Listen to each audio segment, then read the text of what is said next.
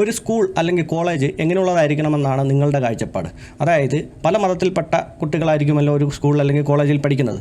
അപ്പോൾ അവർക്ക് അവരുടെ മതത്തിൽ വിശ്വസിക്കാനും ആ മതത്തിൻ്റെ വിശ്വാസത്തിനനുസരിച്ചുള്ള വസ്ത്രങ്ങളും മറ്റും ഇട്ടുകൊണ്ട് സ്കൂളുകളിൽ വരാനായിട്ടുള്ള സ്വാതന്ത്ര്യം വേണം എന്നുള്ളതാണോ? അതോ സ്കൂളിൽ അല്ലെങ്കിൽ കോളേജിൽ പഠിക്കുമ്പോൾ ആ കോളേജിൻ്റെ പടി കടന്നാൽ ഉടനെ തന്നെ ഈ മതം എന്ന് പറഞ്ഞ സാധനം പടിക്ക് പുറത്ത്, പിന്നെ ഒരു പച്ചയായ മനുഷ്യനായിട്ട് മാത്രം കോളേജ് അല്ലെങ്കിൽ സ്കൂളിലോട്ട് കയറുക, അവിടെ എല്ലാവരും ഈക്വൽ മനുഷ്യൻ, ആ ഒരു നിലയിൽ സ്കൂൾ അല്ലെങ്കിൽ കോളേജ് വരണമെന്നാണോ നിങ്ങളുടെ ആഗ്രഹം? ഇതിലേതാണ് ബെറ്റർ?